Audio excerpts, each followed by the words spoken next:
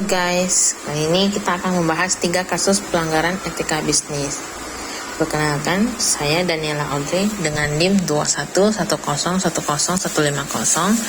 kelas 21.7, di mana menyelesaikan tugas akhir dari pelajaran etika bisnis, di mana dosen pengampunya Bu Desma Erika MSPD MSI.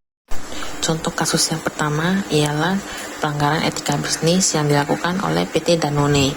Dalam kasus ini, Danone Aqua telah melakukan pelanggaran serta pengabaian kode etik dalam hal penggunaan sumber daya alam.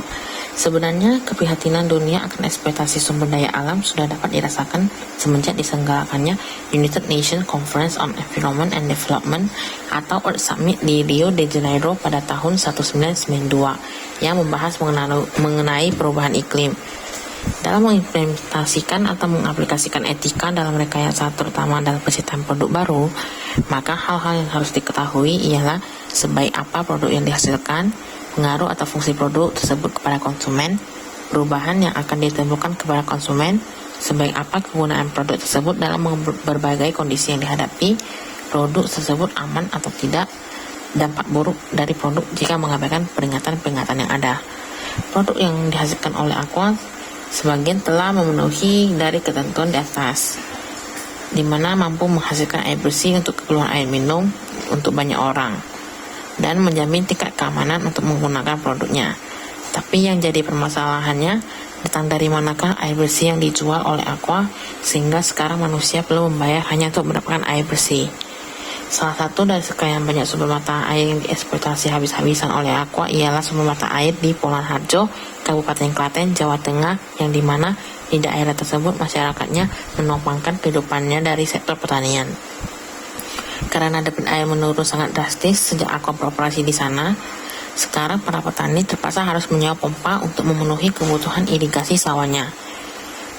Di satu kabupaten ini saja sudah terdapat 150-an mata air. Untuk kasus kali ini, Aqua dalam produksinya kurang berpikir etis dan telah melanggar tanggung jawab sosial perusahaan. Sumber daya alam memang bisa dinikmati siapapun, tetapi dalam mengeksploitasikannya tidak boleh berlebihan. Apalagi di sini yang jadi permasalahannya ialah air, yang dimana merupakan sumber daya yang dibutuhkan untuk hajat hidup orang banyak. Memang tujuan Aqua baik, yaitu menyediakan air bersih untuk keperluan minum banyak orang. Tetapi yang jadi permasalahannya ialah kenapa Aqua seenaknya mengeksploitasi air secara besar-besaran tanpa mempedulikan efek sampingnya. Aqua terkesan tidak bertanggung jawab dan hanya mementingkan kepentingan perusahaan sendiri.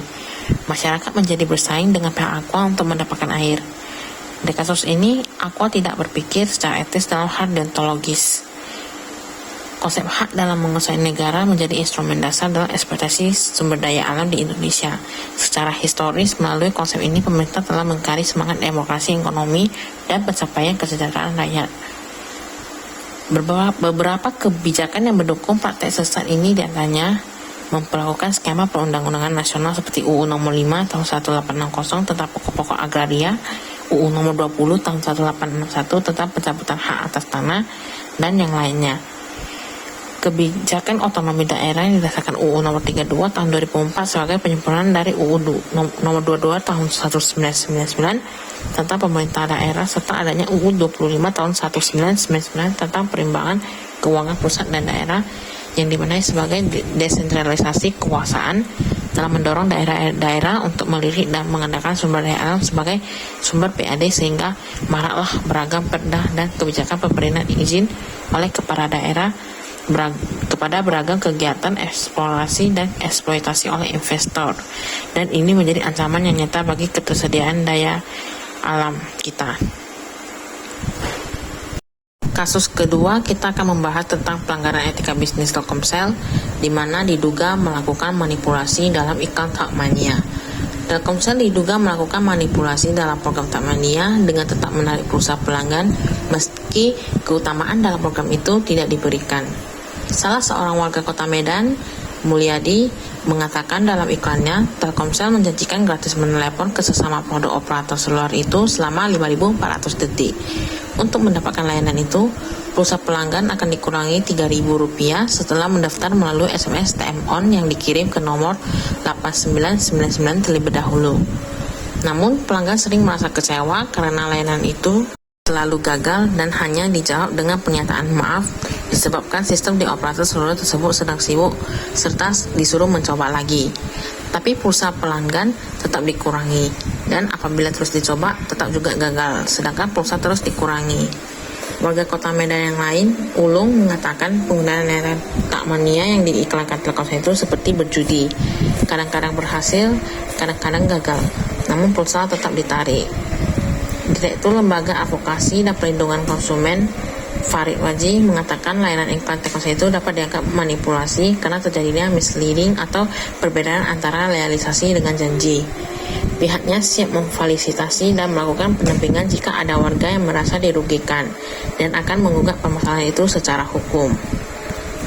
Departemen Komunikasi dan Informasi dan Badan Regulasi Telekomunikasi Indonesia perlu rela iklan operator seluler selama ini sering menjebak, saling menjatuhkan dan tidak memiliki aturan yang jelas. Humas Telkomsel Medan Weni yang dikonfirmasi mengatakan pihaknya akan melakukan pengecekan terhadap nomor pelanggan yang merasa dirugikan dalam layanan Takmania tersebut. Namun Telkomsel telah merefine atau mengembalikan kembali pulsa nomor-nomor handphone yang gagal itu. Kasus yang terakhir ialah kasus pelanggaran etika bisnis yang dilakukan oleh PT PLN. PT PLN ialah perusahaan pemerintah yang bergerak di bidang pengadaan listrik nasional. Hingga saat ini, PT PLN masih merupakan satu-satunya perusahaan listrik sekaligus pendistribusinya. Dalam hal ini, PT PLN sudah seharusnya dapat memenuhi kebutuhan listrik bagi masyarakat dan mendistribusikannya secara merata. Usaha PT PLN termasuk ke dalam jenis monopoli murni. Hal ini ditunjukkan karena PT PLN merupakan penjual atau produsen tunggal, produk yang unik dan tanpa barang pengganti yang dekat, serta kemampuannya untuk menerapkan harga berapapun yang mereka kendaki.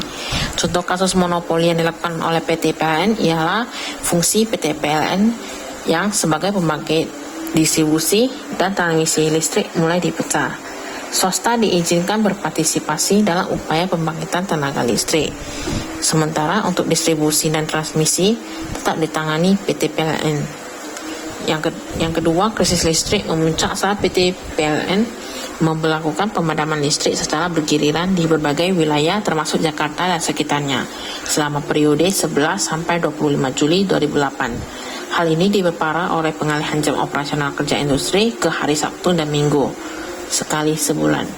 Semua industri di Jawa Bali mewajib menaati dan sanksi bakal dikenakan bagi industri yang membandel.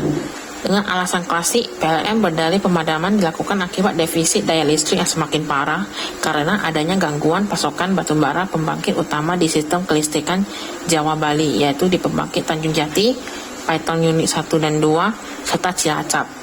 Namun di saat yang bersamaan terjadi juga permasalahan serupa untuk pembangkit berbahan bakar minyak BBM, yaitu di PLTGU Muara Tawar dan PLTGU Muara Karang. Dikarenakan PT PLN memonopoli kelistrikan nasional, kebutuhan listrik masyarakat sangat bergantung pada PT PLN. Tetapi mereka sendiri tidak mampu secara merata dan adil memenuhi kebutuhan listrik masyarakat. Hal ini ditunjukkan dengan banyaknya daerah-daerah yang kebutuhan listriknya belum terpenuhi dan juga sering terjadi pemadaman listrik secara sepihak, sebagaimana contoh di atas. Kejadian ini menyebabkan kerugian yang tidak sedikit bagi masyarakat dan investor menjadi enggan untuk berinvestasi. Dalam kasus ini disimpulkan bahwa PT Perusahaan Listrik Negara atau PLN telah melakukan tindakan monopoli yang menyebabkan kerugian pada masyarakat. Tindakan PT PLN ini telah melanggar Undang-Undang Republik Indonesia Nomor 5 Tahun 1999 tentang larangan praktik monopoli dan persaingan usaha tidak sehat. Itulah contoh-contoh kasus dari pelanggaran etika bisnis. Mohon maaf bila ada salah kata dan sampai jumpa lagi.